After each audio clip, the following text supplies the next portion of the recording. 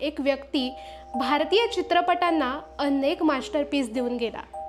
अभिनय म्हणू नका, निर्मिती म्हणू नका, दिग्दर्शन म्हणू नका, अशा सगळ्याच क्षेत्रातून या व्यक्तीने स्वतःला सिद्ध केलं। पण तुम्हाला हे माहिती आहे का की या व्यक्तीची सुरुवात क्लॅपर बायपासून झाली होती आणि तेही एका प्रसिद्ध नटाचा मुलगा असूनही त्यांनी त्यांची सुरुवात शून्यापासून केली होती। या व्यक्तीचं नाव होतं राज कपूर। त्यांच्या चित्रपटांनी भारतीय सिनेसृष्टीला काय दिलं, चला पाहूया चित्रलेखच्या आजच्या भागात। नमस्कार, मी साक्षी शेंत्रे।